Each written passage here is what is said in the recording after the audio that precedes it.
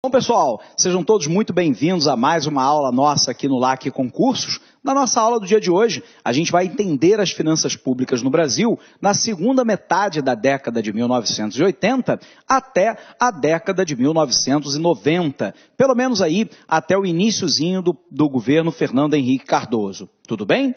Então vamos lá, vamos dar uma olhadinha a respeito do resultado das finanças públicas do período anterior e já começando a falar um pouquinho para você a respeito de finanças públicas período da década de 80 até 94. Acompanha lá.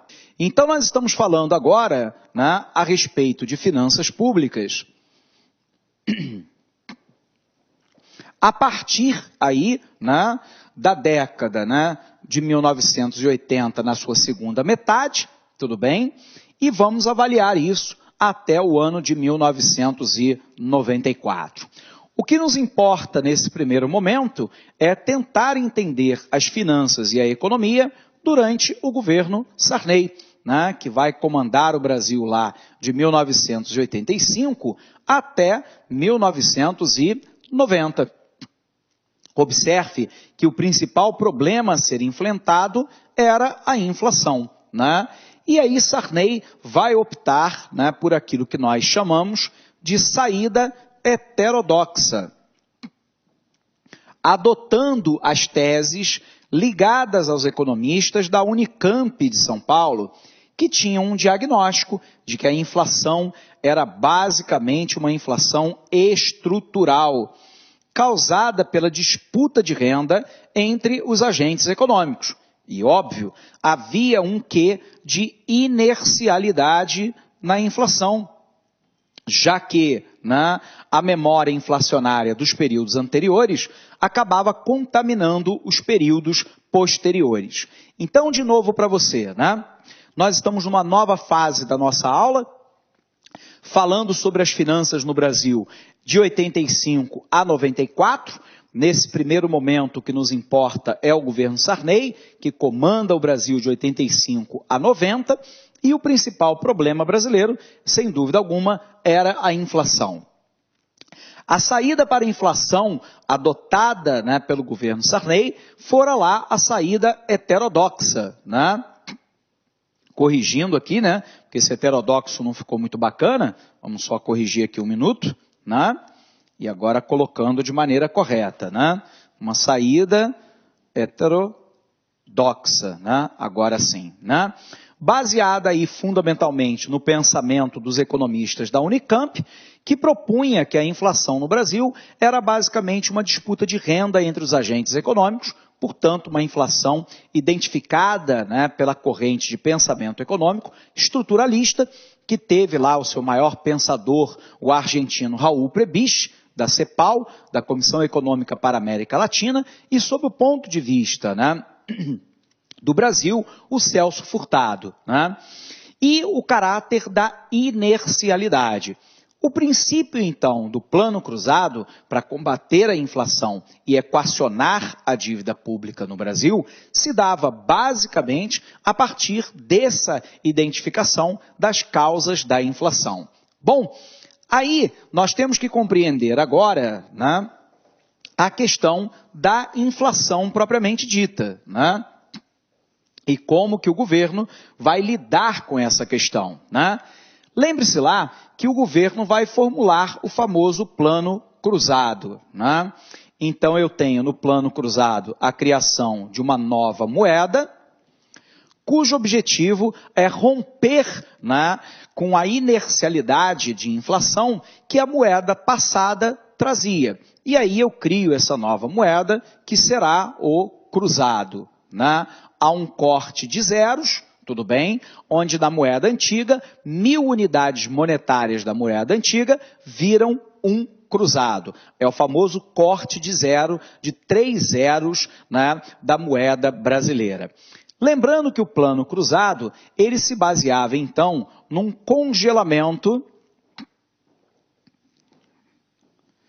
de preços no varejo. E aí, esse congelamento de preços no varejo, ele ajuda a gente a pensar sobre o que ocorreria nos momentos seguintes. Então, eu tenho um congelamento de preço no varejo. Esse congelamento de preços no varejo vai pressionar o atacado, para que o atacado venda para o varejo, né, obviamente por um preço que permita, né, compor o lucro do segmento e, obviamente, os seus custos. Por um outro lado, o atacado, então, pressionaria o produtor, de maneira que esse também vendesse a um custo para o atacado, que desse para cobrir o lucro e, obviamente, os seus custos operacionais. Ora, se o varejo não pode majorar preço, ele limita a capacidade de majoração de preço do atacado, já que o varejo não irá comprar se o preço estabelecido pelo atacado não der para cobrir o seu lucro e os seus custos.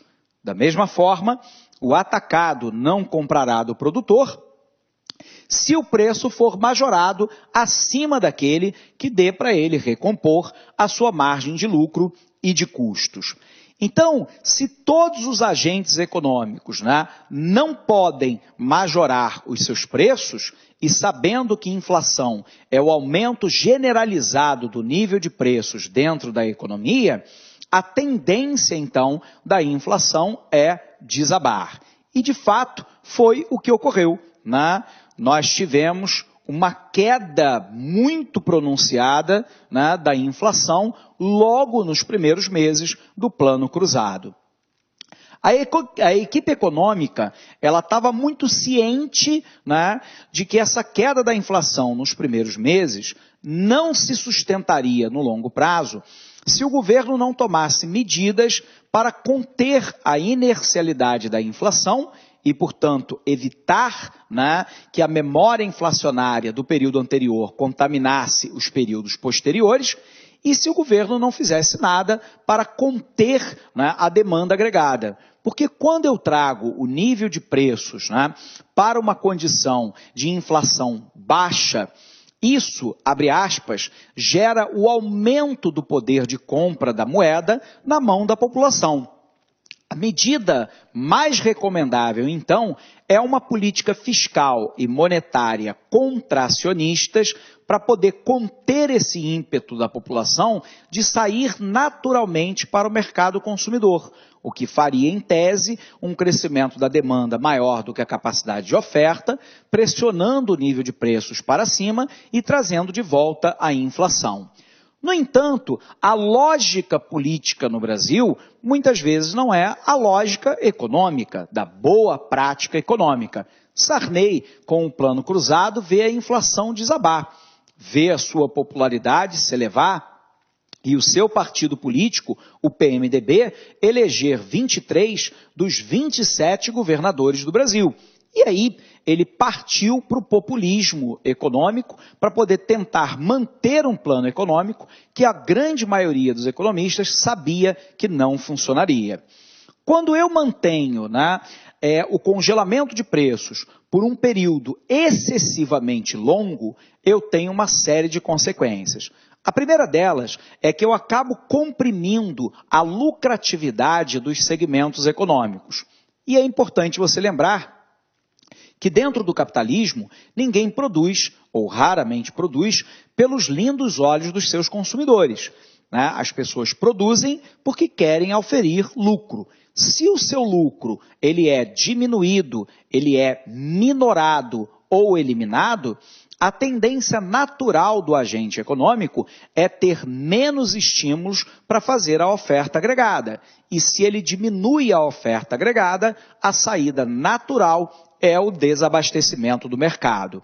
Com isso, nós não estamos dizendo que os agentes econômicos não tenham também, propositadamente, feito, né, a redução da oferta de mercado para provocar uma majoração do nível de preço, o que ampliaria a sua lucratividade, né? Esse movimento, de fato, houve.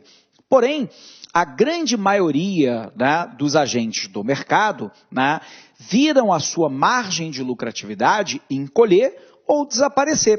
E isso, de fato, desestimula a oferta agregada e, portanto, desestimula, né, a oferta desses bens no mercado, o que causa desabastecimento.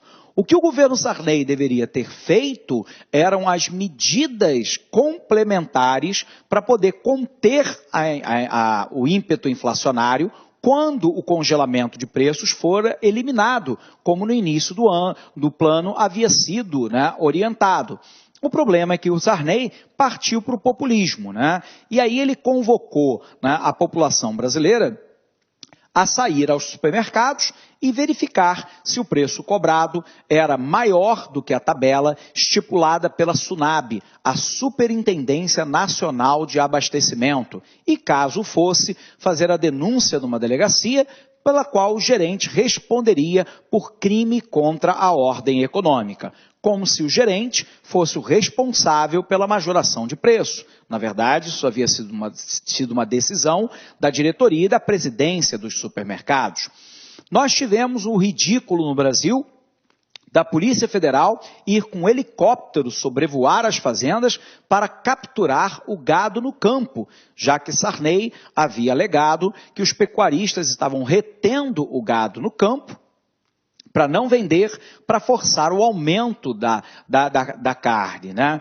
Então observe, né, que embora esses movimentos de retenção eles ocorressem, né, especuladores no mercado é algo comum, a grande maioria, né, não abatia os animais porque a rentabilidade auferida pelo valor da carne não cobria ou mal cobria os custos de produção. E aí o natural é o desabastecimento. Além disso, nós temos outras causas pelas quais, né, o plano deu errado. Mas antes da gente avançar, vamos botar isso no quadro para você. Tudo bem? Então vem comigo, pessoal, vem para cá, né? Então vamos apagando aqui, né? Lembrando o seguinte, que nós temos aí, né, um cenário do plano cruzado, né? Então o que nós tivemos lá, né? Nós tivemos a compressão de preços e lucros, o que automaticamente provoca o desestímulo à oferta agregada, esse desestímulo à oferta agregada causando então desabastecimento. Quando o desabastecimento ele chega no varejo, as pessoas percebem o óbvio, né? Eu agora tenho renda, eu tenho dinheiro, mas não tenho produto para comprar. E aí Olá, meus amigos, minhas amigas, sou o professor Luiz Antônio de Carvalho e com muito prazer, muita satisfação, estou aqui para convidar vocês a conhecer o nosso curso completaço, atualizado, ponto a ponto do edital para a Secretaria de Fazenda do Estado de Goiás, auditor fiscal da Receita Estadual. Eu, professor Luiz, juntamente com o professor André Fantoni, que é o coordenador desse curso, nós montamos um curso super competitivo, um curso que eu tenho certeza que vai fazer a diferença na sua aprovação. Só com professores top de linha, como você acabou de assistir essa videoaula nossa aí, demonstrativa, essa aula demonstrativa no YouTube. Meus amigos, minhas amigas, essa é apenas 30% de uma aula, tá? A aula tem muito mais coisa, o nosso curso é muito mais completo, nós colocamos aí apenas 40 horas, 45 horas no YouTube. Esse curso tem quase 450 horas. Ah, professor, é bastante coisa? Sim, claro. Legislação específica, direito tributário, contabilidade geral, auditoria, contabilidade avançada, ou seja, e mais todas as outras disciplinas que sempre são cobradas aí em concursos de carreira fiscal. Ó, olha só, quero dar um recado. Nós aqui da Lá Concursos, a partir de 2018, nós iremos atender todos os concursos de carreira fiscal no Brasil. Tá certo? Quer saber mais informações? Envie um WhatsApp para a gente, ou acesse nosso site, laconcurso.com.br, que nós estaremos aqui prontos para te atender. Um forte abraço, fique com Deus. Tchau, tchau. Clique lá.